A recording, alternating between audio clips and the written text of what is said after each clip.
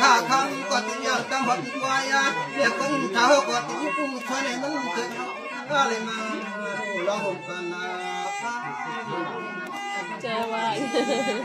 เนี่ยโอ้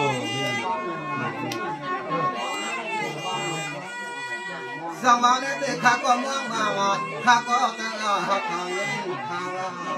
เนี่ยเชื่อเราหึงมาหึงเกินนอนจังหวะวันนี้ใจข้ายังมองไว้เชื่อตายก็คือความวนมาไหนเขามีหนุ่มง่ายกันนู่นอ่ะ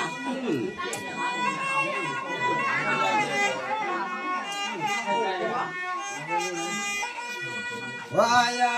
กาตายาข้าวก็เฮ้ยทำตั้งอยากขังหกยาลา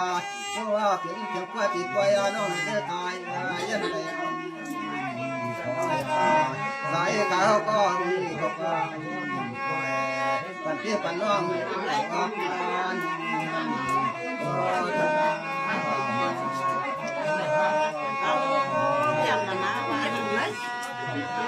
โมว่าโมขยาว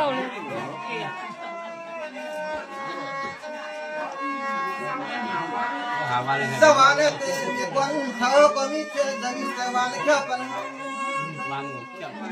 มีเจตนาสวรรค์แค่ปัญหาขาดอาเจนสาเหตุที่ว่ามีที่ว่าสุขันเนื้อปฏิใจข้าวก็ยังไม่มีความพลาอะไรมือนักหาที่คนเขาขับรถยกยามคำยาม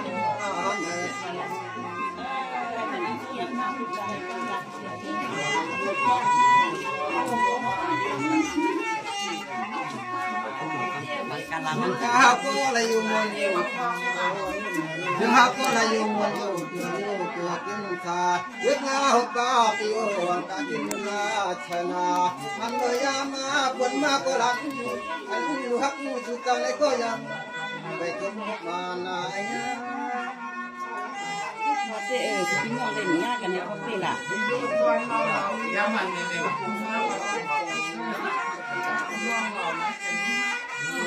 วายาตายาเขา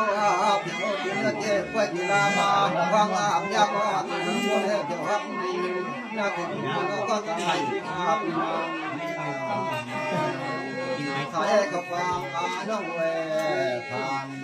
ปัญหามันเข้าความคน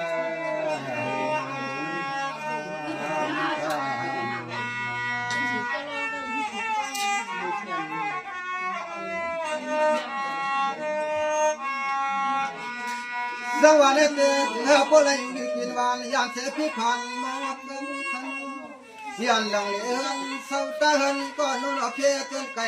ดูมือเชนวังมืยังย่อยขนอถ้าเอาได้มือนาหนองลาเธอทูแต่ก็เลยเฮ็ดแก่เฮ็ดควายก็เกิดจังอายันมังกลาเมื่อคือการขึ้นล่างก็จะขาดดาวเทพอะไรจุกาเพิ่มคันอ๋อค่ะคุณน้องก็ต่อไปกั้มสวัสดีครับเพื่อนวันเมื่อนี้ขาดเงินเดียวเต็มตะวันเจ้าไม่ขาดถึงลงสอลงใจลงปนาถึงจังไรไม่ได้ก็ถึงสู้ในเขาก็ตั้งเสียงมาตัวนี้ก็เลยทุกมันยังยากถ้ามันได้เขาก็มันจะก็เลยทุก